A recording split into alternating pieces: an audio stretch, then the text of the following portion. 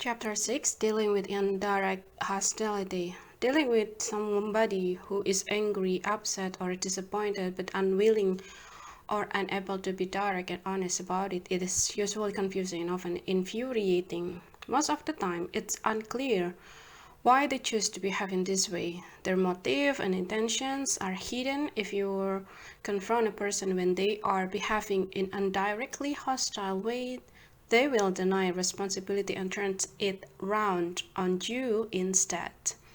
Experience teaches most of us to avoid or minimize being around people like this. Too often, tough, the difficult person is a family member of co-religious, and managing the relationship by distancing yourself or cutting yourself off altogether is not really possible.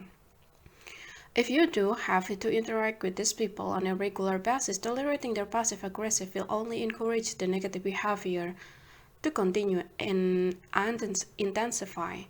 The answer is to be prepared for a difficult encounter, knowing it will take a special effort to hold onto your own sense of self, stay calm to get some straight answer and clarify what's going on. Remaining calm and composed in the face of unreasonableness will help you figure out exactly what you are dealing with.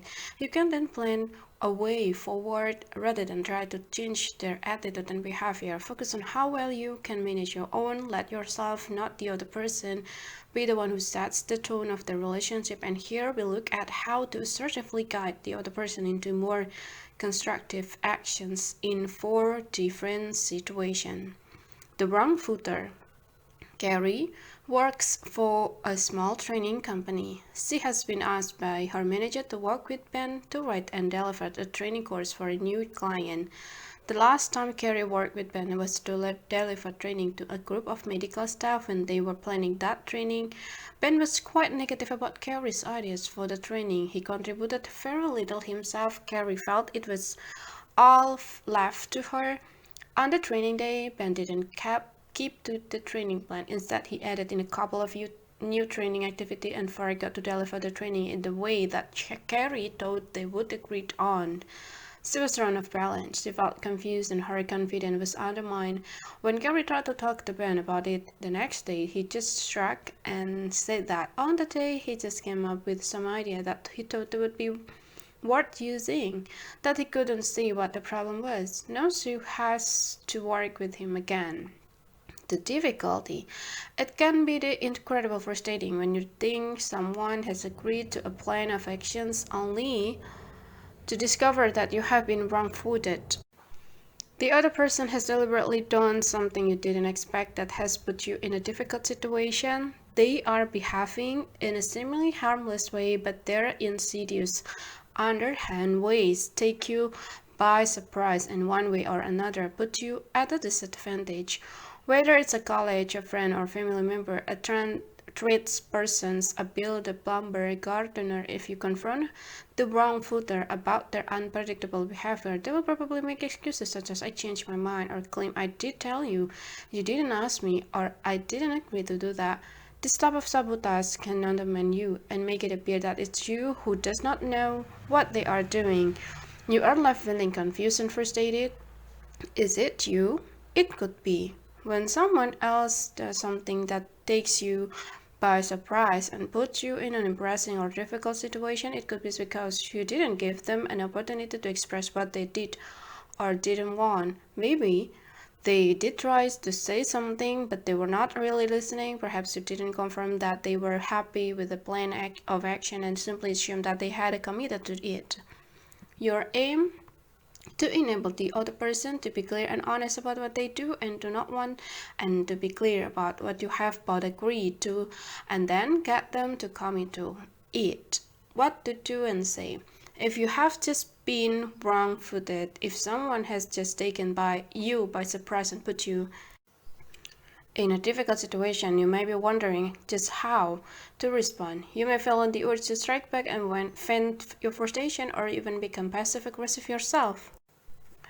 Neither approach is helpful, as the other person will likely respond to you offered accusation with sarcasm, denial, or by putting themselves in a victim role, or will respond to any passive aggressiveness on your part with even more covert hostility, and then you will just end up in an unpleasant tit for that. Time and energy are wasted trying to prove what was and was not agreed, who's right and who's wrong.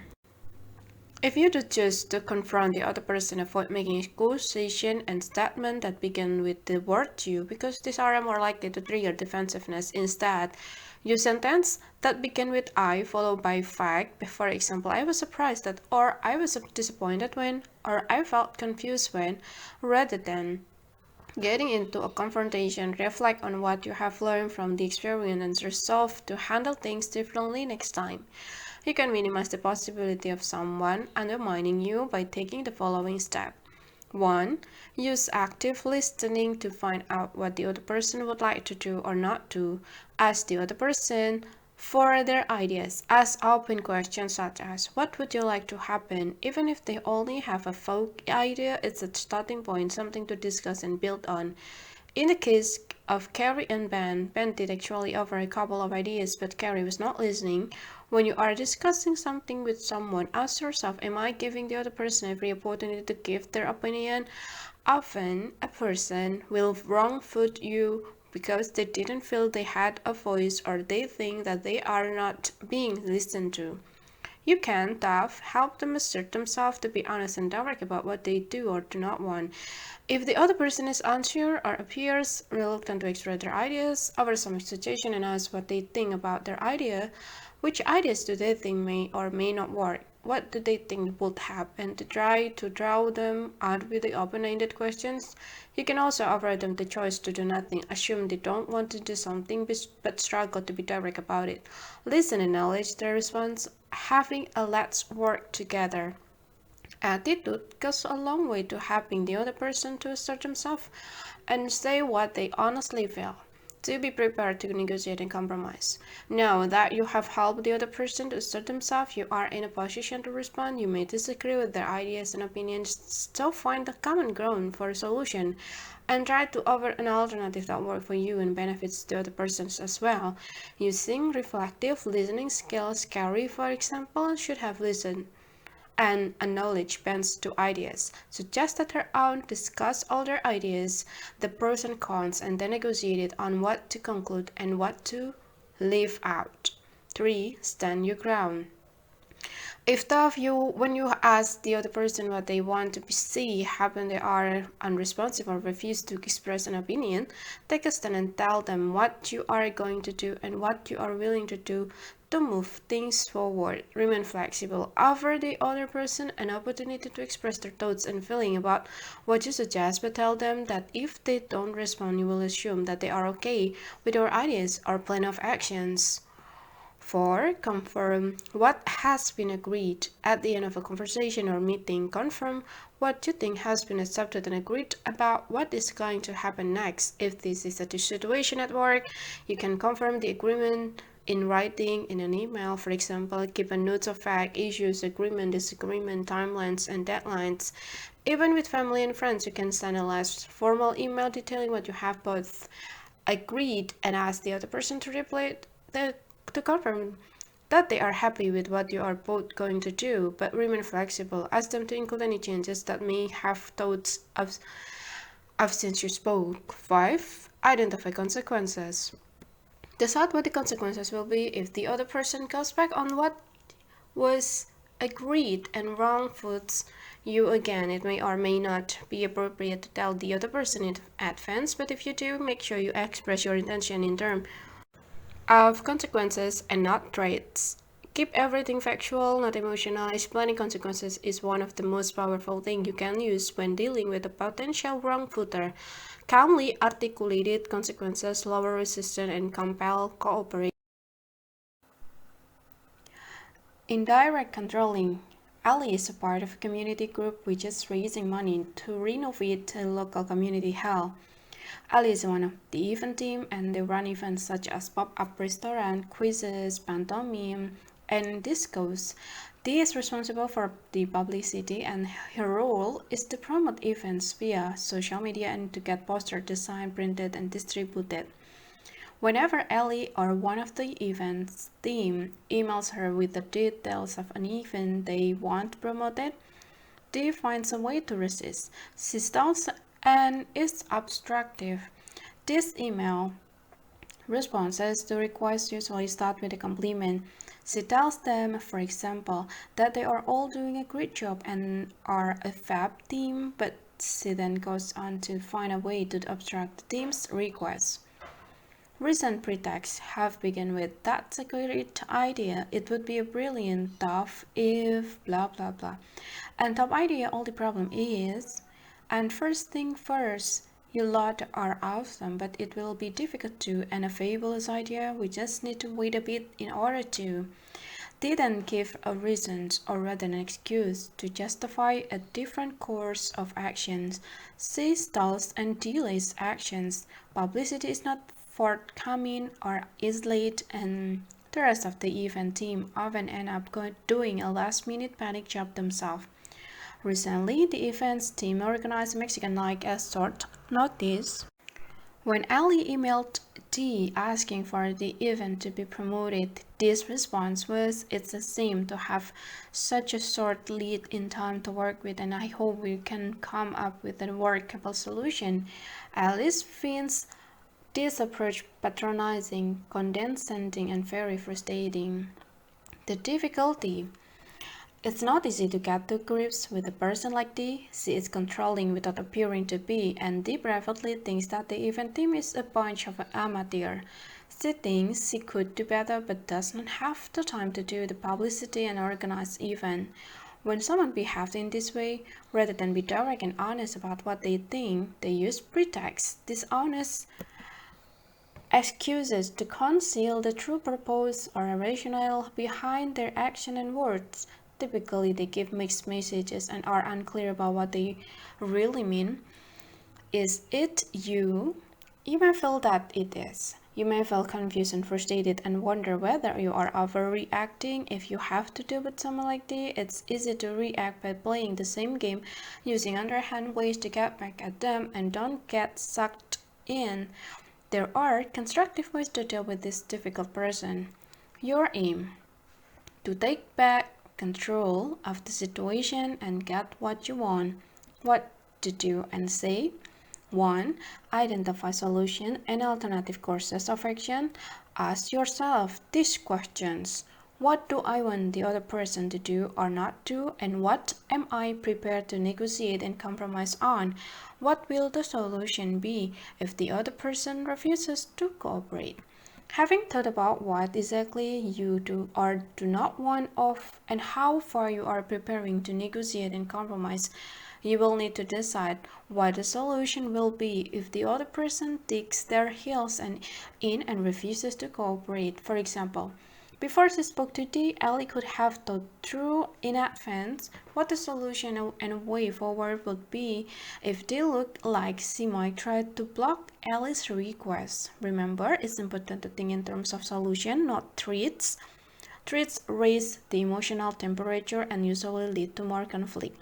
Solution tough give you alternative way forward if the other person won't cooperate. Thinking of solution and alternative courses of actions give you control and puts you in charge. You decide what change you will make and what direction even are you going to take if the other person does not cooperate.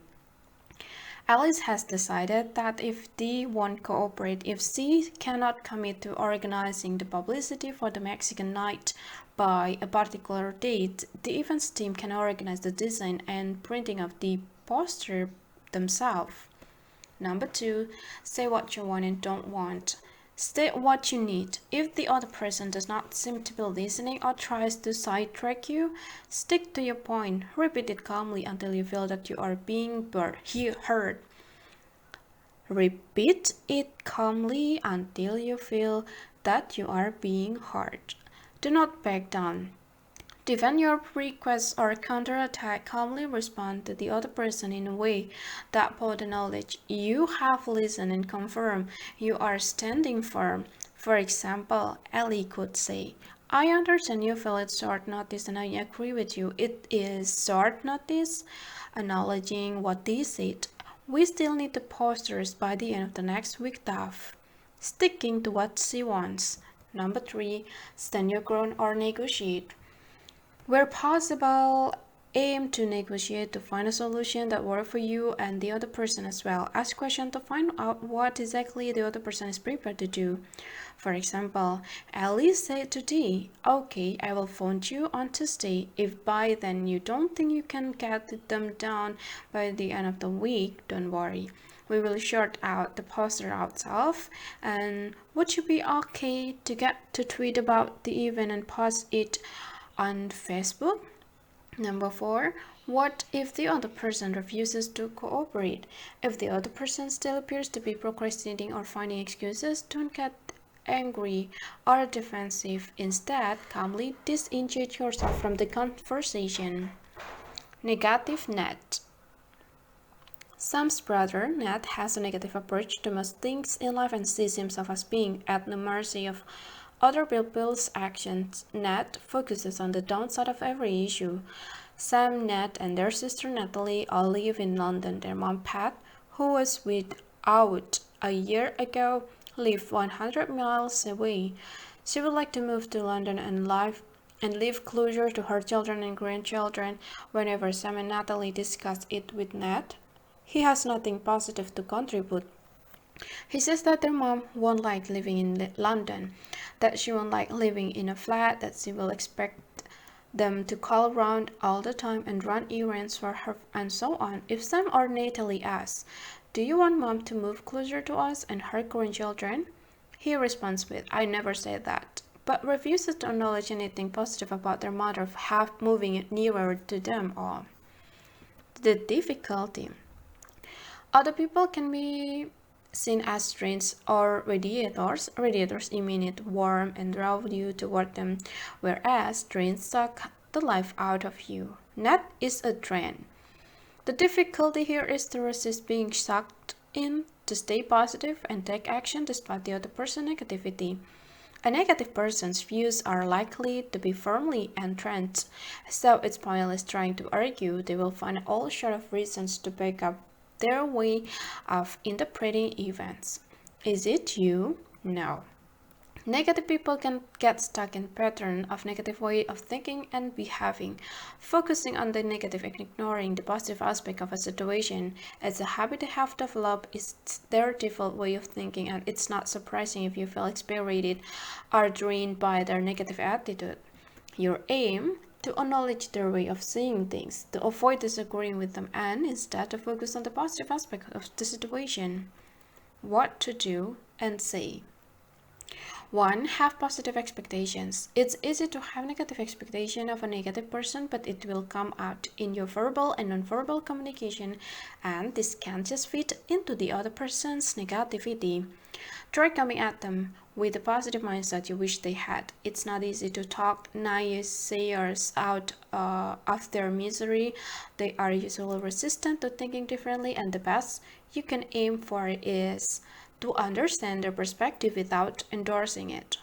Number 2, acknowledge what the other person says. If what you hear are complaints, criticism, and negative interpretation of event, don't interrupt, defend, agree, or disagree. Just listen. Acknowledge what they have said and how they feel. Remember, just reflecting the person's feeling by saying things like, it seems that you feel frustrated by, can help the other person feel understood, acknowledge the point and feelings, and move on. You can even preempt what they will say and by bringing up the negative aspect yourself. Then dismiss the negative logically and direct attention to the more positive aspect of the situation. Number 3, identify solutions. As negative people tend to dismiss every solution you bring up, ask them what they think may be the best solution. When Nat said someone is going to have a sort of out of mom's house, she will never be able to take all that stuff with her. I have told her hundreds of times that she should sort out all that clutter. But of course, she never listened to me, not to acknowledge what he said, but focus only on what he said that was relevant, the need to sort out their mom's belongings, she asked Ned how he thought they could tackle that. If you listen carefully, you can often find something in what the other person says in the same way Natalie did that you can turn into something positive. It's hard work, but it's possible. How you ask questions and restate what the other person said is crucial. Keep your tone calm and neutral, avoiding coming across as sarcastic or hostile. When you respond to their answer, remember to stick to the issue and not respond to their negativity. It's crucial that you avoid getting sucked into the other person's negativity. Focusing on what's relevant is a way to do that, and regardless of what they say, you can choose to declare what you are willing to do, or you can simply get on with what you need to get done. Number 4. Challenge extreme terms. Often, when people are being negative, they speak in extreme terms that match their worldviews. Ned claimed he would told their mother hundreds of times to sort through all her things. So if the other person says, I always have to, or it never, blah blah blah, acknowledge their view, but then present your perspective. I understand that it seems like it's always you, and yet. 5. Take responsibility for how you feel. Don't allow guilt about wanting to avoid their negativity make you spend the next 2 hours listening. You can tell the other person that their constant negativity is a drain. If you do, take responsibility for how you feel rather than accuse them of making you feel drained. Natalie or Sam could, for example, say, I find it difficult to remain positive when your responses are so negative. Let's talk about this another time. Difficult teenager. Jenny and Paul's daughter, Sophie, is 14. She has recently become very difficult. She shut herself away in her bedroom and does not answer when she is called. She either forgets to do jobs like a vacuum or wash up or does them badly, and Sophie often comes home later than she agreed to. She says the bus didn't turn up or she left something at a friend's and had to return to collect it. Sophie does not answer her phone when Jenny or Paul call her to find out where she is, and Jenny and Paul nag, threaten, and repeat themselves. But Sophie does not pay much attention to anything they say. The difficulty for Jenny and Paul is getting Sophie to communicate and cooperate because they don't know how to negotiate and compromise. Many teenagers become expert at this kind of hostile, passive-aggressive behavior. They use passive resistance to gain control and get back at you. They don't want to do what their mom and dad say, so they pretend not to have hurt you. They forget what you said, or they say, you never told me that. They invent elaborate excuses for why they did or didn't do something. Is it you? Yes. When your child makes the change from childhood to adulthood, you also have to make some changes in the way you communicate as parent. Your teenager has got to a stage where they have their own opinion and preferences, but either don't know how to negotiate and compromise or have been shut down when they do. You must but learn to negotiate and compromise. You must help your teenager shift from a position of a passive-aggressive resistance to one of open discussion and mutual agreement. Your aim: to negotiate and compromise, to allow true solution and consequences if your teenager does not cooperate. What to do and say. 1. Be prepared. Identify potential solution and consequences. If you are currently struggling to deal with a difficult teenager and there is something you want them to do, start by asking yourself, what do I want and not want? What am I prepared to compromise on, and how far will I negotiate? What are my limits, and what will the solution way forward and consequences be if he or she refuses to cooperate? Having thought about what exactly you do or do not want and how far you are prepared to negotiate and compromise, you will need to decide what the solution will be if the teenager does not do what you ask. For example, before she asked Sophie to vacuum the house, Jenny decided what the solution and consequences would be if Sophie didn't comply. Remember, it's important to think in terms of solution and consequences, not threat or punishment. Threat are a warning of trouble. They raise the emotional temperature and usually lead to more conflict, and solution tough give you alternative ways forward if the other person won't cooperate. And instead of thinking in terms of punishment, it's far better to think in terms of logical consequences. Consequences are the natural result of the other person's action or inaction, and consequences can lower resistance and compel cooperation. Number 2, say what you want and what you don't want. Be specific. Keep it short and concise. Your point will be lost if you ramble, nag, or moan, and Jenny simply said, I would like you to vacuum the house today. Number 3, listen and acknowledge or clarify the reply. Rather than say what they feel or think, the other person may mutter their dissent to themselves or use a non-verbal way of expressing their feeling. For example, by not saying anything, giving dirty looks, or rolling their eyes, don't get drowned in. And Sophie rolled her eyes and replied that she would homework to do in the morning and was going out with her friends in the afternoon. Before she responded, Jenny clarified what Sophie had said. Are you saying you are busy all day? She kept her voice calm and neutral. You must avoid coming across as hostile in any way. And number 4, negotiate and compromise. As much as possible, aim to negotiate and compromise. Look for solution and alternative courses of actions. In this case, Jenny simply asked Sophie when would be a good time for Sophie to vacuum. Asking what worked for the other person shows that you are not just making demand, that you are prepared to be flexible and that they have a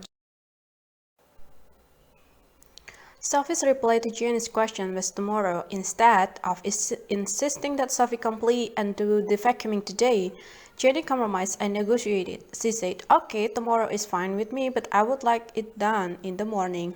How does that sound? Be reasonable about the time frame and give them choices so that they feel they have some control over what they do or do not want. However, as a parent of 3 boys, all now grown up, I have to admit to a certain amount of manipulation here. I taught our sons to negotiate by asking for something to be done at an unreasonable time. For example, when they were in their early teens, if one of them, say it was Tom, was going out for the evening, I would say that he had to be in by 10 p.m. This was in fact an hour earlier than I did actually want him home. Tom would protest and say it was not fair. I would ask what time he wanted to come home and he would say midnight. He would then quickly reach a mutually agreeable time like 11:15. Tom soon learned this way of negotiating and compromising. It soon becomes second nature to him. Often people behave in a passive-aggressive way because they don't feel they have any power or say in what it does or does not happen. Being prepared to negotiate means that you give the other person a voice. Also, when you negotiate and compromise, you have neither given in nor become so head up that the other person can divert the issue by accusing you of losing it. 5. Stand your ground. If you do choose to negotiate and compromise, bend as far as you can, but no further. Know what your limits are and stand your ground. It's at this point that you should explain what the solution and consequences will be if your son or daughter does not cooperate. They need to take responsibility if they don't do what they agreed to. Jenny explained that it was fine for Sophie to vacuum the next day and she would be happy to give Sophie a lift to her friend's house at lunchtime, but that if the Sophie didn't vacuum, she would wait until it was done before she gave her a leave. If your teenager argues, you don't need to defend yourself, argue, or back down. Instead, calmly respond in a way that both acknowledges you have listened and confirms you are standing firm. For example, you may think I am being unfair, acknowledging what Savi said, but I still want you to vacuum this weekend. Once you have done it, I'm happy to give you a lift. Sticking to what she wants. Don't get drawn into an argument. Acknowledge their points and feelings and move on. Keep consequences relevant. Don't say, if you don't come home on time, I'm taking your laptop away. Don't say, if you don't come home on time, I will need to phone your friends to find out where you are. And don't say, if you don't do your homework again, you will lose your phone for 3 days. Do say, if you don't do your homework, I will need to make an appointment to see your teacher to discuss what we can do. The ability to assert consequences is an effective way of dealing with a passive-aggressive person. Consequences give pause to a difficult person and compel them to see from abstractions to cooperation, but you must follow through, otherwise you will lose all control. Thinking of solution, alternative courses of action, and consequences gives you control and puts you in charge. You decide what change you will make and what direction you are going to take it if the other person does not cooperate. Recognize the warning sign. When you can recognize typical passive-aggressive action, comment, and behavior for what they are, indirect, dishonest ways a person expresses what they really feel, do or do not want, then you have a head start in your dealings with them. Some of the most common passive-aggressive behavior that you need to be aware of, including sulking, stalling, forgetting, blaming someone or something else, ignoring, making excuses, and lying. All these things are ways a person can use to indirectly control, manipulate, or sabotage. Refuse to engage. Being able to recognize passive-aggressive behaviors at face value can alert you to potential no-win power struggle. When you sense this destructive dynamic coming into play, try to prepare by telling yourself they are being passive-aggressive and I will not play their game, and I will not yell or be sarcastic because this will only play into their hands. Remember, it will take a special effort to hold on to your own sense of self, stay calm, and get some straight answer in order to clarify what's going on with the other person. You need to remain calm and composed so that you can assertively guide the other person in the more constructive communication. There are several do's and don'ts to consider. Do. Remember that people often behave in a passive-aggressive way because they don't feel they have any control or a say in what does or does not happen.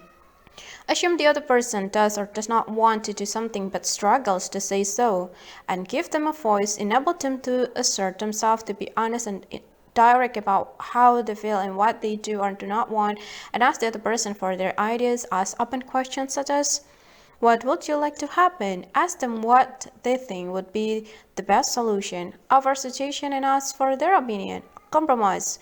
Being prepared to compromise and negotiate means that you give the other person a voice. Confirm what you think has been agreed and stand your ground. If they are unresponsive or refuse to express an opinion, take a stand and tell them what you are going to do to move them forward. Identify consequences, not threats. Remember, consequences lower resistance and compel cooperation. Don't get drawn into the other person's way of dealing with things. Avoid using sarcasm, excuses, and lies, and remain honest and calm. Make accusation and statement that begin with the word you. Instead, use sentences that begin with I, followed by fact, and try to prove what was and was not agreed, who is right and who is wrong, and get angry or defensive. Don't do it. If the other person still appears to be procrastinating, blaming, finding excuses, and so on, calmly disengage yourself from the conversation. Chapter 7. Dealing with the passive people. Most people would consider someone else's niceness, calmness, and tolerance to be positive qualities that make interaction pleasant for everyone involved. For the most part, their passivity deflects confrontation and conflict. Well, it may be true that the meek shall inherit the earth, but that does not make it any easier for the rest of us. While passive people are easygoing and easy to like, and they can be difficult to deal with, rather than speak up as if they the path of least resistance by either avoiding or accommodating people and situation. The trick is to be assertive with these people before you become irritated and impatient with them. You are much more able to deal with a passive person when you like them and when you view them positively rather than when you have become irritated. The flaky friend. Lizzie and Sarah's children go to the same playgroup. Sarah is lovely, she's kind, gentle, and calm. She and Lizzie get on very well and often arrange to do things together. Coffee in the morning while the children are at school, outing in the holidays with the kids, and so on. The problem is that Sarah often pulls out of arrangement because of someone else's needs or demands. Yesterday, she canceled a play date for their children because she said another mother had asked Sarah's daughter to go to her house to play with her child, Ruby. Ruby had been off school with a broken leg and was bored. Recently, Sarah pulled out of a birthday trip that Lizzie had organized to London to see a show with the children. Sarah explained that her mom, who is on her own, had asked to come and stay with her, that Sarah couldn't say no. Her mom is lonely. When she lets Lizzie down, Sarah always apologizes and says how awful she feels about it, but that she finds it difficult to say no. Lizzie is annoyed but does not want to drop Sarah as a friend. The difficulty. Someone who is trying to be nice to everyone all the time often overcommit themselves because they cannot say no to other people, but inevitably they end up letting someone else down. They are unavailable and unreliable.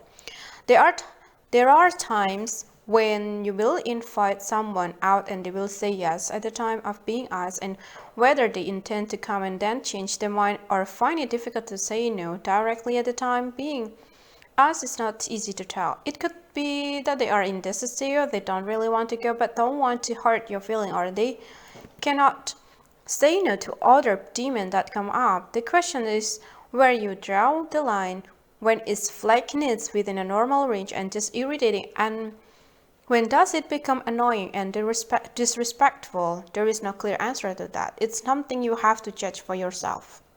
Is it new? No, it's one thing that for a friend occasionally drop out of an event, but if they do it consistently or they repeatedly inconvenience you, then that is something to get one about. But if you want to keep this friend, you have to change your expectation, your aim, to make yourself less vulnerable to their inability to commit, what to do and say. 1. Have realistic expectation. We all have belief and expectation about the right and wrong way that the other ought to behave toward us. When others fail to meet your expectation, you may feel disappointed, upset, or resentful.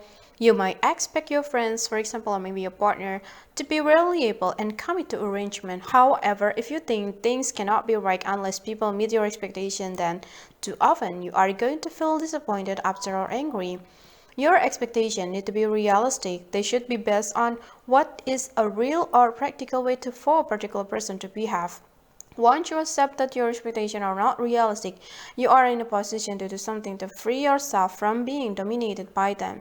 Sarah has demonstrated several times that she is unreliable. Lizzie cannot change this, and if she still wants to be friends with Sarah, she would be better off recognizing and accepting Sarah's limit. Having positive expectations rather than high expectations would have. High expectations lead to specific narrow outcomes. Positive expectations, on the other hand, widen the possibility. You simply expect and look for the positive aspect of the other person and imagine if, for example, Lizzie recognized that Sarah was gentle and kind with her children and calm and soothing when Lizzie was upset or had a problem. If Lizzie had a positive expectation, she would simply focus on those positive aspects. Number 2, be prepared. Identify potential solutions. When your expectations are more realistic, when, for example, you know that someone like Sarah is likely to let you down, you can prepare for this. You will need to decide what the solution will be to avoid being let down and disappointed if she does pull out. Lizzie decided that next time they planned a day trip or an evening out, she would not depend on Sarah turning up. Instead, she would invite other people too, so that if Sarah pulled out, it would be disappointing, but that Lizzie wouldn't be left high and dry. Lizzie decided that with less important arrangement, coffee or play dates, she would always have something else to do, read a book, catch up on household chores, go to the park with her children. In case Sarah pulled out, by identifying solution, Lizzie felt far more in control and less dependent on Sarah's ability or inability to commit. One more thing to think about is it the activities and outing that you make that the other person usually pulls out of. Often, you may find that when it's the other person who has made the arrangement, then the outing or social event does. In fact, go ahead. I've got a friend like this. I have given up making arrangement to go out with her because something always, crops up for her. Instead, I wait for her to suggest something. It may be that she feels that she has to commit if it's her that has arrangement for us to do something, but whatever the reason is, she really cancel when it's arranged it. Or of course, rather than put up with a friend continually letting you down or only committing to the arrangement if they have made them, you might want to cut this person off completely. However, if you still enjoy their company and are prepared to change your expectation, you can remain friends. A weak manager. In the last few months, Uni's manager Ross, distracted by personal problem, appears to have disengaged from his job. He gave little in the way of direction. He won't confront problem colleges or a difficult client and customers. Ross spends more time with his spreadsheets than with his staff. In the last 2 weeks, Eunice's team has been having some problem with a particular project. Also, one new team member, Perry, is struggling. She doesn't take the initiative and often does not seem to know what she's doing. The team also has two clients who are not forthcoming with the information they need in order to work on this particular project. Ross is indecisive about what to do. Eunice is getting frustrated, morale is low, and she is also losing interest in her work. The difficulty. A manager's job is to provide people with the direction, support, and resources needed to do their jobs. But Rose is not providing this, so there is no one taking responsibility for decision and actions. There is no one to coordinate the work, deal with the problem, or give feedback. Whether you are working with a manager who has disengaged because they are stressed and burned out or afraid of confrontation, something has got to give before the team and the work suffer irreversible damage. Is it you? No. Being indecisive and failing to set direction a major shortcoming for a manager. Although it's not your job to manage everyone else, rather than waste time and energy moaning about him or her, you are going to have to do something to fill the vacuum your manager has created. By all means, talk to your manager's boss and say you are all struggling, but in the meantime, don't waste time and effort moaning and complaining about him or her. Take responsibility, focus on what it is you want, and identify other ways to get the support and direction you all need. Your aim? To get your colleagues to all work together to manage yourself, to engage your manager in some way. What to do and say? You have the chance to stand out by becoming an asset to your team. Try the strategy for turning out unfortunate circumstances into an advantage. 1. Have realistic expectations. Once again, you need to have realistic expectations. Certainly, it's not unreasonable to expect your manager to provide direction and support. But clearly, that has not been happening for quite a while. It's obvious that need to change your expectation. They need to be more realistic based on what is actually happening now. Once you have more realistic expectation, you will be in a position to move forward. If you can recognize the positive aspect of the situation, that you can manage things yourselves, you are in a good positions.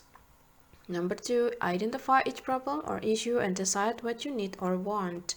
If you have a weak manager, you and your colleagues have to provide the direction, support, information, and resources that you need for each other.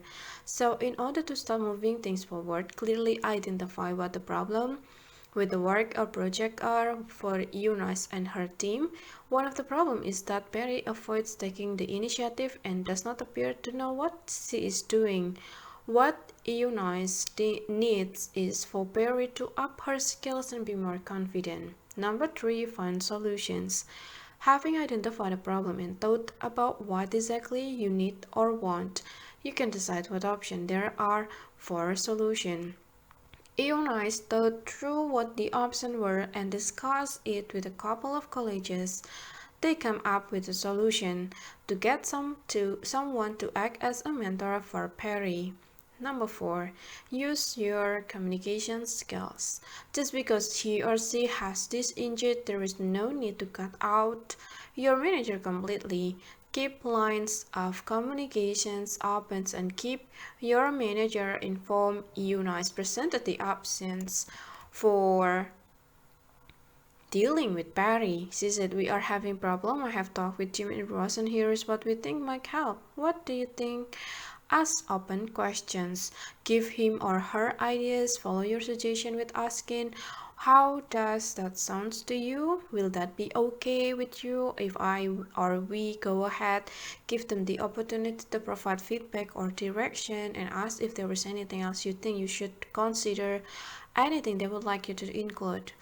Request specific action when you need support. For example, could you ask HR to send us the information we need for this? Or can we have a team meeting every Friday so you can give us feedback and let us have a team meeting every Friday? Yeah. So let us know how you want to take things forward for the following week, but limit how much you ask of them to eliminate the disappointments. Offer to do the work. Is it okay if I draft an email from you asking for the resources we need? As you work through this process, document everything so that you can explain your actions if challenged. Don't think of it as carrying your manager. You and your colleagues can either let the situation dominate your job, moaning and complaining, or falling apart, or do something about it.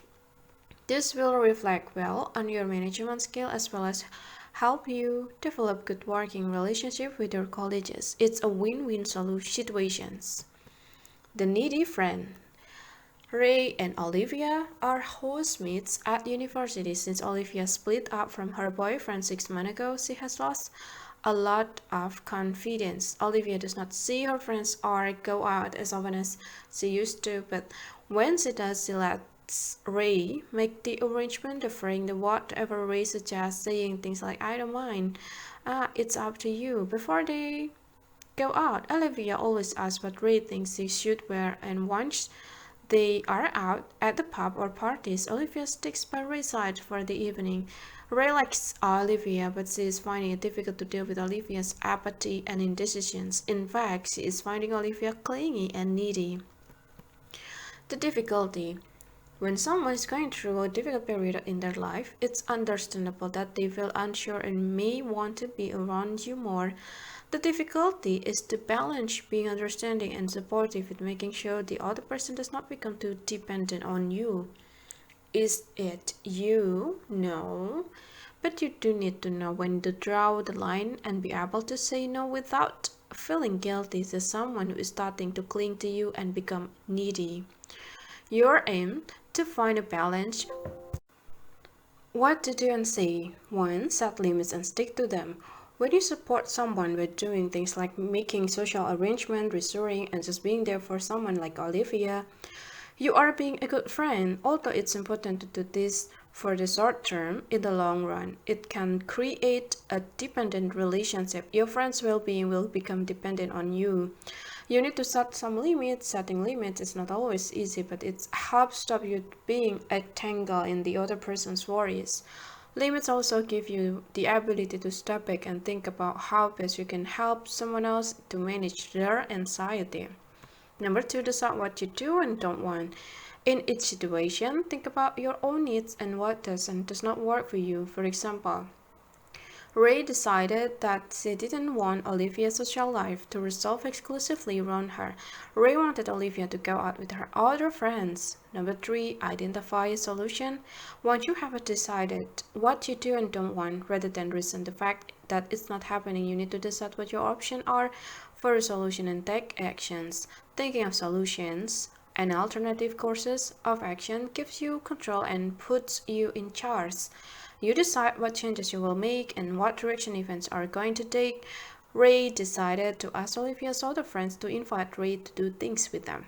Ray told Olivia's friend she was concerned about Olivia and asked that they persuade Olivia to come to the pub with them the next evening. Number 4, stand firm. Learn to say no. No is a powerful word but often it's hard to say, especially when it comes to friendship. When Ray told Olivia she was going home for the weekend, Olivia asked if she could come too. It was not easy, but Ray had to say no. She didn't give lots of excuses or apologies. She simply explained that she wanted to spend some time on her own with her parents and little sister. Of course, if you choose to stand your ground, there may be fallout as a result. The other person may sulk, get angry, or burst into tears. They may stop talking to you if you stand your ground. You must accept that there may be consequences. But you need to keep in mind that saying no to give yourself more space and to do the things you need to do without your friend is an essential part of winning them of needing to use so much. Ray didn't completely dodge her friend, but she didn't make herself so available. 5. Negotiate and compromise. Try to offer an alternative that works for you and benefit the other person as well. Ray suggested that Olivia invite some friends over for a takeaway and a film on the Sunday evening. Even Ray was back from her visit home. Olivia was unsure. Ray simply said, I will leave it with you. When you negotiate an offer to compromise, you have neither given in to the other person or become so head up that you end up saying something you will regret. Remember, tough, that if you do choose to negotiate or compromise, bend as far as you can, but no further. Know what your limits are and stand your ground. Number 6, say how you feel. Are you spending too much time trying to help your friend through life and coming away from every encounter feeling drained and resentful? If you choose to tell the other person how you are feeling, measure your feeling. Don't tell them that they are making you feel like you do. Be honest about what's bothering you. Don't lie and make up excuses. It's not easy being told you are needy or you are draining someone. If you care about the friendship, you will want to do it in a way that's kind. If you think your friend needs more help than you can provide, it's best to make that clear. Ray said to Olivia, I'm not doing the best thing for you. You need something more than I can do. I can't tough. Come with you to see your GP or the University Counseling Service. Get them to participate and contribute. When you come across someone who is calm, kind, agreeable, you will probably be pleased that you have met someone who is easygoing, easy to like and get along with. However, as you get to know them, it may become apparent that they leave all the doing and thinking to you and other people. They are indecisive or indifferent, lacking in confidence, or just plain lazy. You start to realize that it's most likely you who initiates and commits the things, and it's usually you who makes the decision and puts in most of the effort. It's fine if you support them in the short term, but in the long run, tolerating someone else's lack of participation creates an equal relationship. Someone is going to end up feeling resentful, and that person will be you. Remember, it's easier than and kinder to deal with a passive person when you like them and when you view them positively rather than when you have become annoyed and resentful towards them. Before you become too irritated and impatient with them, you need to motivate them to make a contribution, be involved, and stay committed. There are several do's and don'ts to consider. Do have positive expectations. Don't write off a passive person. Instead, expect that you can get some sort of contribution and commitment. Decide in what way you want them to be involved in something, what you need or want the other person to do. Get them to contribute a skills range or something you know they can give that's within their ability. Request specific action, but limit how much you ask of them to avoid disappointment. Negotiate and compromise. Give the other person some ideas. Follow your situation with how does that sound to you. Decide what the solution will be to avoid being let down and disappointed if the other person does not contribute or participate. And recognize that if they won't contribute, you must either accept it or leave them out. Don't make yourself so available. Don't put in all the time or effort. Let the other person be so dependent and rely on you. Waste time and effort moaning and complaining about their lack of participation. Instead, focus on what it is you want and find other ways to get what you need. Give in, don't give in. Don't learn to say no and stick to it if the other person would rather let you do it all. Part 3, when all else fails. Chapter 8, dealing with impossible people. Some people are more than difficult, they are impossible. The only way to deal with an impossible person is to remove yourself from them, to let them go and walk away. Of course, this is easier said than done. You will need to think through the pros and cons for eliminating someone from your life. You will need to consider what you have to lose and what you have to gain by letting them go and walking away. But before we look at how to do that, let's look first at what sort of person is impossible. Quite simply, if you think you are dealing with an impossible person, you are probably right. They may be possible for other people, but for you, they are impossible to deal with. Below are some impossible types. People who, for most of us, are impossible. Critical, impossible to please impossible people. When someone is being critical, it's because they have got a problem, a situation, that needs a solution. The problem is that they can not accept you for who you are and the way you are. Their solution to get you to change, to make it your problem.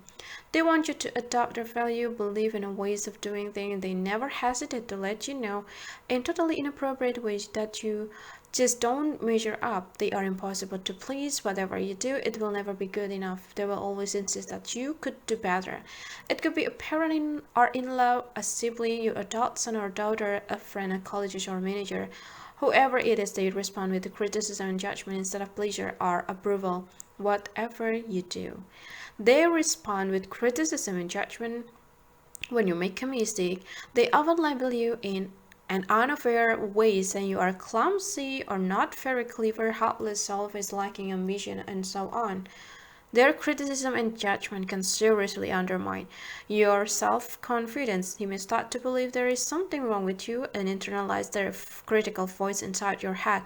If you let their criticism and demand define you, these people will steal your life from you. Their frictions will become your life story. If you cannot or won't cut them out of your life, you need to know that any time you spend trying to argue with them and convince them of the person you really are will be wasted. If you cannot or won't cut them out of your life, minimize the amount of time you spend with them. Tell them as little about yourself as you can. Don't seek their approval or give them any excuses to disapprove. Don't say anything that will give them the opportunity to dump their negative opinion and judgment on you. Only tell them what you think they absolutely need to know. When you ignore their opinion and decide to be who you are instead of who they want to be, you open yourself up to being the person you want to be and on your own terms. Identifying your value can help here. If if what the other person wants to be is at odds with your value, then you are never going to feel right trying to please them and be who they want you to be. When you are trying to behave in ways that contradict your value, you are not being true to yourself. What does being true to yourself really mean, tough? It means being true to what's important to you, what you value, not what's important to someone else and what they think is important for you.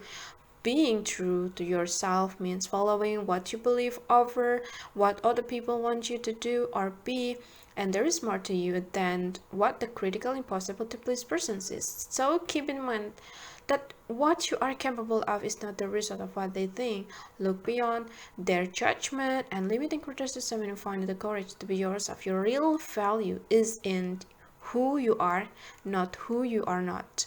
You cannot control what others think about you, so leave them to their own judgments. They are going to find fault whatever you do. Let people like you or love you for who you are and not for who they want you to be, or let them walk away. Persistently negative, impossible people, much like the critical, impossible to please person, the persistently negative person has the ability to change your mood in an instant. They constantly moan and complain about their life, their job, the weather, their family, the friends, neighbor, and where they live and so on. They're negative about where they have been and what they have done, where they are now and what they are doing now. They are negative about where they are going and what they will be doing. They don't have a good word to say about anyone or anything. If you ask them about a happy event, a meal out, their holiday, or their sister wedding, for example, they can only tell you about the negative aspect, what they didn't like, what went wrong, and so on. They are so entrenched in saying the negative side of things that they leave no room for positive things to happen. Persistently negative people drain the life out of you. If you cannot or won't cut them out of your life, then at least cut down the time you spend with them. And when you are with them, avoid correcting their negative views because they will only find a way to contradict your positive interpretation. Instead, say, oh, I see. To acknowledge what they say without agreeing or challenging them. Saying any more than the bare minimum will just add fuel to the fire. Drama queens. Do you know someone who reacts to even with excessive emotion and behave in theatrical, attention-grabbing ways? Do they make a big deal out of everything in a situation that you would score a 3 or 4 on a drama scale? Do they take it up to a 10? Yes. Then you have got a drama queen on your hands. They are the people who blow things out of all proportions. They manage to turn an ordinary problem into catastrophe, but unless they are living in a war zone, the change are that a lot of this drama is self-created. Drama queens enjoy being the center of attention. In fact, if they have to manufacture a scene to focus the spotlight on them, it's not a problem.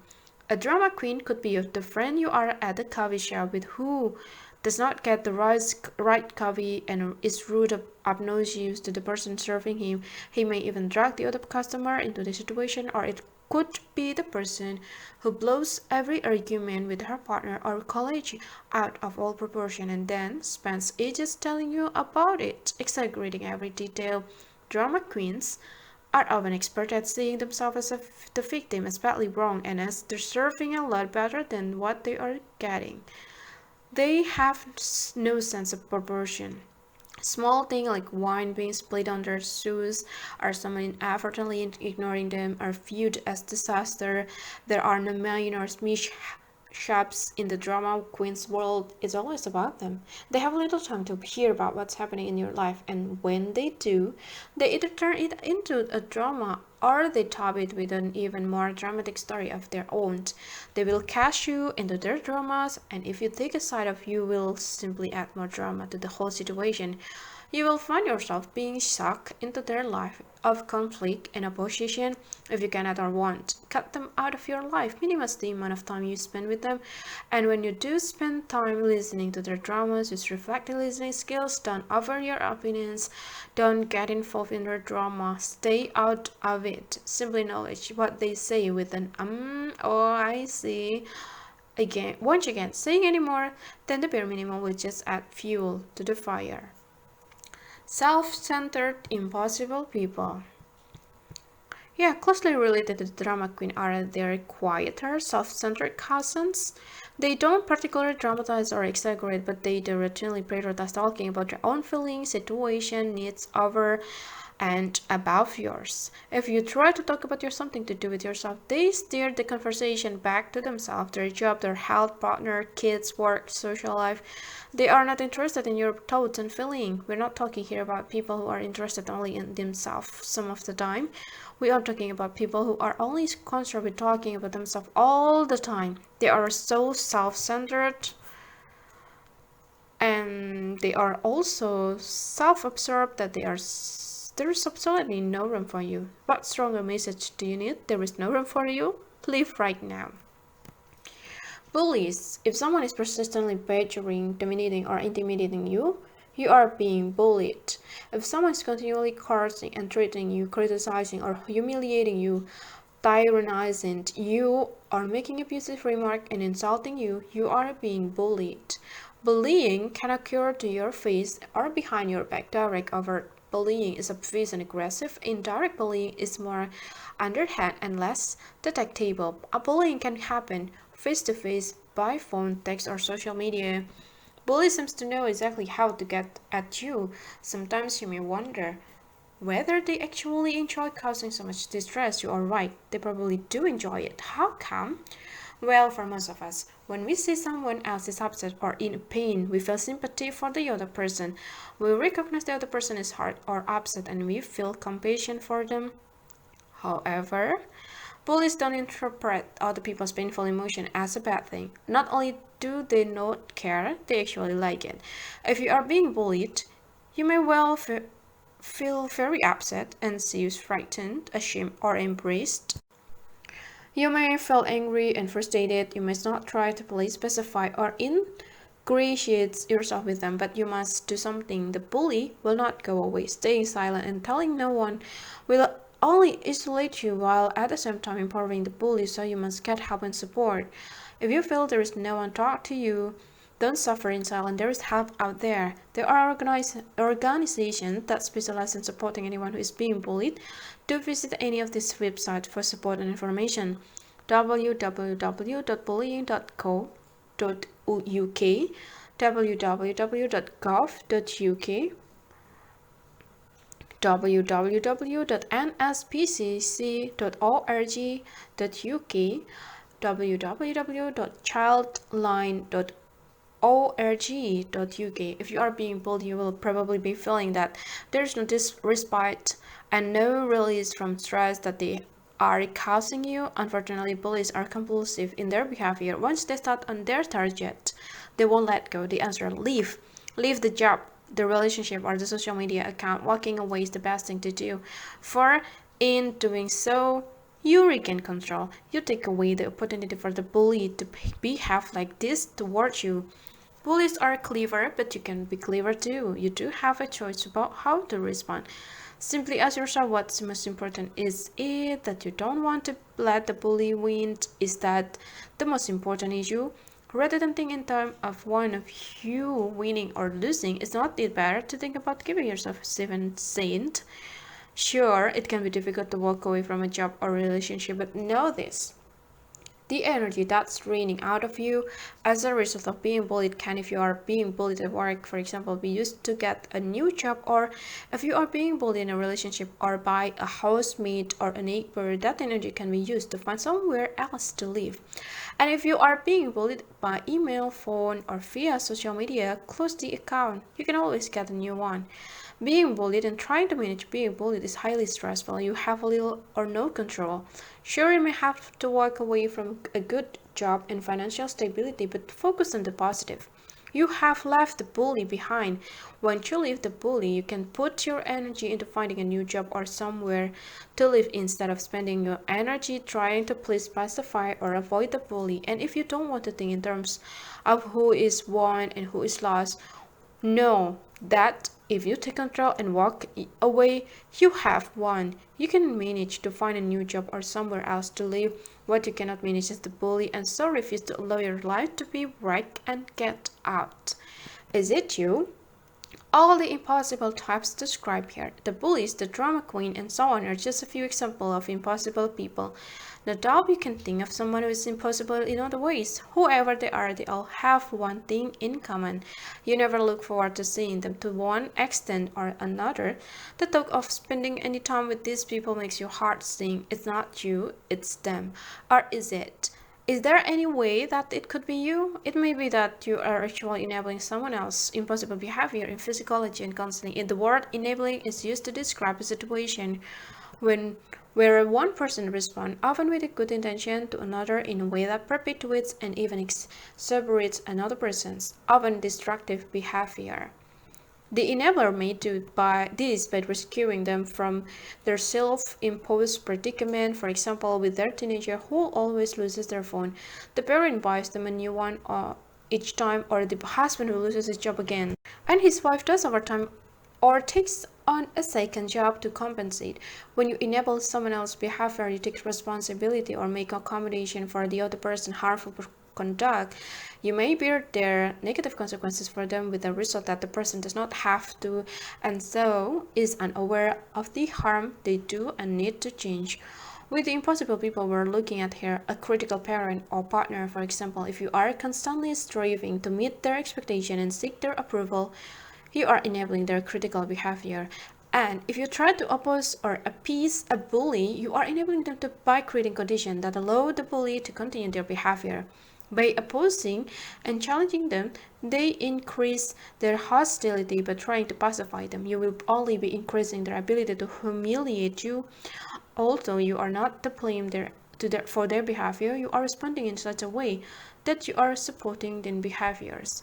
If, on the other hand, you walk away to take away the enabling conditions. How to deal with impossible people?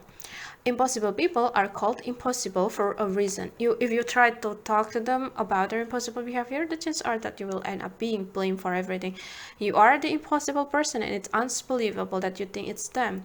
Maintaining a relationship with an impossible person is very difficult, if not impossible. Why is it tough that often, despite the problem a relationship with an impossible person brings you, you push on and hope that things will get better between you?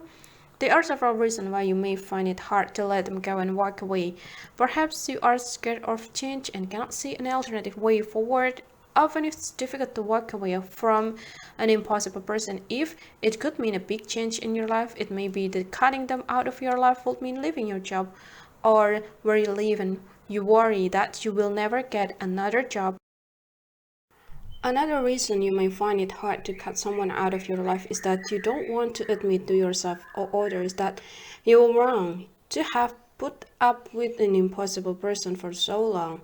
You tell yourself that you are so used to them and you may as well carry on seeing them. Perhaps your family and friend told you that your partner, for example, was not good for you, or that your neighbors was intolerable, but you say that you could handle him or her and that the situations would eventually improve.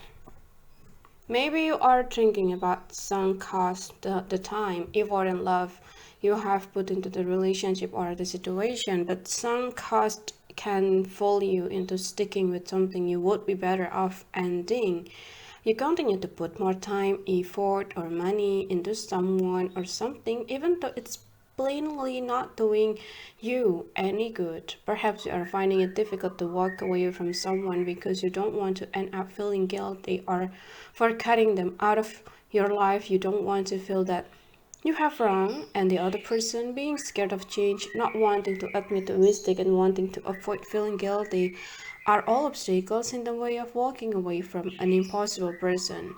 The good news is that you can get around these obstacles. You just need to change your mindset to prepare yourself emotionally and mentally to cut an impossible person out physically. So, yes, it can be difficult to walk away from someone if it means a change in your situation. But think of it like this: the time and effort you waste trying to deal with an impossible person can be used to manage the change in your situation.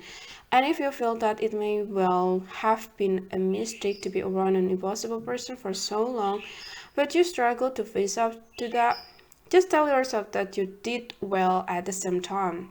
At the time, because you were at least trying to do something good, even if that you were doing was just trying to tolerate the impossible person, you can always draw something good about. At the very least, you will have learned something about yourself and your ability to manage an impossible person in the future. Just know whether you have put up with it for a month or year or even half a lifetime. You shouldn't carry on letting yourself be miserable because you feel all the past misery will be wasted otherwise. And finally, if the thought of having to cope with feeling guilt is stopping you from walking away, you need to understand what guilty is. Guilty is a feeling that you have done something wrong instead of feeling that you are doing something wrong. Recognize that you are doing something right. You are protecting yourself, your time, energy, spirit, sanity. Letting go of an impossible person does not mean you hate them or that you wish them harm. It just means you care about your own well being. Deciding to cut someone out of your life is for your own good, not theirs. You're responsible for your own feeling, not theirs. So anytime you feel guilty about yourself to the ways in which they are impossible, and then you have your reason not to feel you have done anything wrong. Let them go and move on by focusing on what you have gained. The best way to move on, to get past the fear of change, the guilt, the sunk costs, or admitting your relationship is mistakes, is to think about what you have to gain rather than what you have to lose by pulling out. Whatever the reason is that you are holding onto is still seeing this person as yourself. Why? Is it because you really will gain something, or because you don't want to lose the time, energy, or money you have already invested? But if you walk away now, although it will take time to adjust, focus on the fact that you will be free to meet people who will appreciate you. You will have more time for yourself, friends, and new interests, fewer arguments, less anxiety and stress, and more control over your life. So focus on what you have to gain and move forward. Turn your face to the sun and the shadow falls behind you. If you think about what you have to gain in the future, then in your mind you have already left the relationship. The only thing left to do is to allow the physical reality to reflect the fact. In chapter 4, you will have to read about how to be assertive with other people. When it comes to cutting out impossible people, you need to be assertive with yourself. You need to decide how you feel, what exactly you do or do not want. Use your value to help guide you.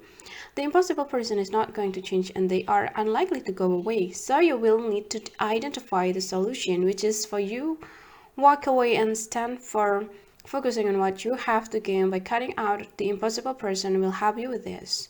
Focusing on what you have to gain. Sam and Jeannie, for example, had known each other since school days. They would share a flat when they left home and travel around Europe and Asia together. They each went on to marry and have children and lived just 30 miles from each other. They no longer had any mutual friends but kept up with each other by email and meeting for lunch and days out every now and again. In the last couple of years, Sam was finding Ginny draining. Ginny was incredibly negative, dull, and boring. Everything centered around Ginny talking about her life. She never asked Sam about hers. She was sensitive to when Ginny emailed a photo of her teenage daughters, Lila and Daisy. The same replied, "Lovely photo. I said Lila's lost a lot of weight." Unknown to Sam, Ginny's daughter had an undiagnosed eating disorder, but Ginny emailed back, "It was unnecessary for you to say that. We are very worried about Lila, and I don't need comments like that." This was the last straw. Other people may not have found Ginny impossible, but Sam did.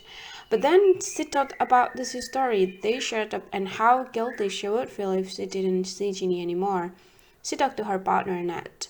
Nat asked Sam how, in the last couple of years, she felt at the thought of seeing Ginny. Sam recognized that, unlike meeting up with other friends whom she looked forward to seeing, Sam's heart sank. She actually felt depressed each time she thought about meeting up with Ginny. "Well," said Nat, "how much worse do you want to feel before you stop seeing Ginny? How much better will you feel when you know you have decided not to see her again?" This was the prompt that Sam needed. She decided what she didn't want was to feel dread at seeing Ginny. What she did was to see friends she felt good about. Sam recognized that she and Ginny had some very good times in the past. Nothing could devalue that, but it was time to let them go and move on. Sam decided to use what her partner Nat called the stop calling and drift method. She wouldn't confront Ginny and tell her that she no longer wanted to be friends. It might be true, but Sam felt it was not necessary or kind. Instead, she quietly withdrew. She started by making excuses for not meeting up the next month. When by, she told Ginny that she had a lot of on and would contact Ginny when she was more free, but Sam never did call Ginny. Sometimes tough and impossible person all but forces a clean break. This means that either you have to ignore them and not respond to any communication from them, or you actually have to let them know that you don't want to see them anymore. Making a clean break. Naomi, for example, had a friend called Carla. They would be close since they were both divorced 2 years previously. At one point, Naomi started to feel overwhelmed by Carla's neediness. Carla almost acted as if Naomi belonged to her. She became jealous, resentful if Naomi socialized without her. Naomi tried to encourage Carla to build her own social life, but Carla wouldn't listen. Naomi felt suffocated. She wanted out. She phoned Carla and said she didn't want to be friends anymore. It might not have been the kindest thing to do, but for Naomi it was necessary and true. Carla was angry and reacted by accusing Naomi of being selfish and uncaring. Naomi said nothing, even though it was difficult. Naomi felt relief and she felt a great weight had been lifted. Of course, any meaningful relationship is bound to have difficulties, but if you can talk about it as if things come up, if you can communicate and be assertive, there is a good chance that issues will be resolved and you will move on together. However, if someone is truly wearing you down or you feel your relationship is entirely one-sided, don't leave yourself in a position that compromises your well-being. Remember, letting go of an impossible person does not mean you hate them or that you wish them harm. It just means you care about your own well-being. Decided to cut someone out of your life is for your own good, not theirs. Impossible people, you will probably have realized by now that you cannot deal with impossible people the same way you deal with everyone else. Maintaining a relationship with an impossible person is impossible. More than likely, sooner or later, you and the impossible person will part ways. Whether they are a friend, a family member, a parent, or even a spouse, the time to leave will eventually come. There are several do's and don'ts to consider. 2. Recognize that some impossible people are impossible to please. Whatever you do, it will never be good enough. See beyond their judgment and criticism and find the courage to be yourself. Your real value is in who you are, not who you are not. Recognize that if you cannot cut them out of your life, you can cut down the amount of time you spend with them.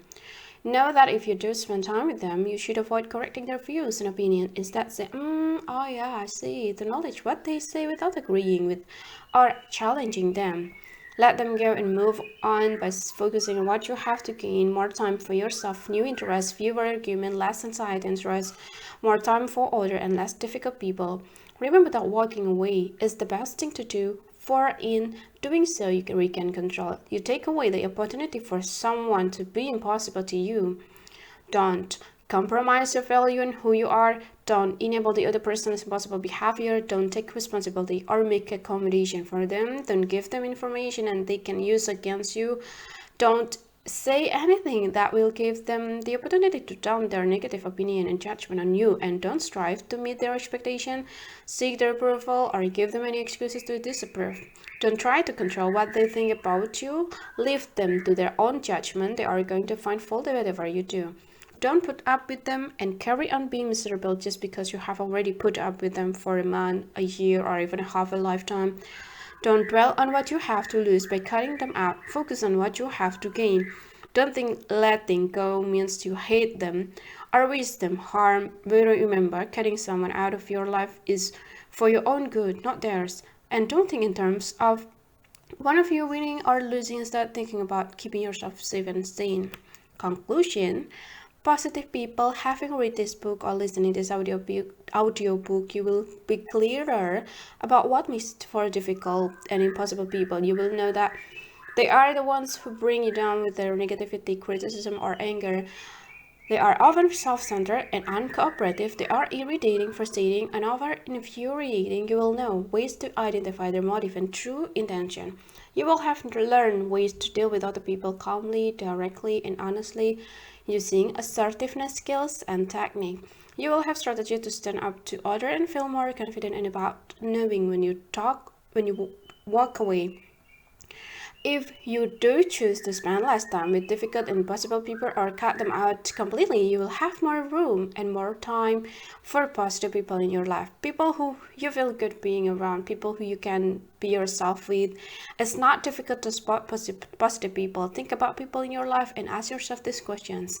What kinds of feeling does this person evoke? How would I describe this person in 3 to 5 words? Do I like who I am when I am around these persons? A positive person could be the person who supports you when you are down and is fine when you are up. It could be someone who provides wisdom and advice when you are lost. A positive person could be someone who sees your strength even when you don't. It could be someone who has a compassion toward themselves and others. They are open-minded and willing to learn from their own mistakes. It could be someone you know who is courageous about following their dreams. He or she seeks to be authentic and believe in themselves. They inspire you. They are the ones worth keeping in your life. Everything else is just passing through. Which people come to mind from the statement below? Someone I can call on in a crisis, someone who makes me feel good about myself, someone I can totally be myself with, someone who values my opinion, someone who tells me how well I am doing, someone I can talk to if I am worried, someone who really makes me stop and thinking about what I'm doing, someone who makes me laugh, someone who introduces me to new ideas, interests, or new people. You may have a different person or a number of people or for each situation are the same, or 1 or 2 people may feature on this list. People sometimes tell me that they don't have anyone in their life who can inspire them to reach greater heights, that they don't have anyone in their life who is fun or who can support them in difficult times. Yes, they do. So do you. Be creative in your thinking. The positive people on your list do not just have to be friends or family. They could be colleagues or neighbors. Maybe the person who makes you laugh is a stand-up comedian on the TV. The person who you can turn to in a crisis may be a listener from the Samaritans or someone in the support group, a financial advisor, or your GP. The person who inspires you could be someone you have read about who has overcome adversity. Get in the habit of reading about people, ordinary people or famous people who inspires you. You need positive role model in your life, but don't just read about positive people. Search them out. Search out people who have the same interests as you. If you don't have anyone on your list who introduces you to new ideas, interests, or new people, Join an adult education class or a special interest group. Get together with like-minded people to develop interests, singing, tennis, walking, local history, swimming, for example, or promote a cause, raising money for cancer research, renovating a local building, for example. And if you want more positive people in your life, start by being more positive yourself. Doing something to benefit someone else can make you and the person you are helping feel good. This can create a bond between you, help you to develop empathy, and bring a fresh perspective to your own life and circumstances. It's never been easier thanks to the new technologies, the internet, and social networking sites to find other positive people. You become like the company you keep. So choose carefully, as Oprah Winfrey has said. Surround yourself only with the people who are going to lift you higher. Thanks for listening this audiobook, and sorry for the mistake for the pronunciation. I wish you have a great day.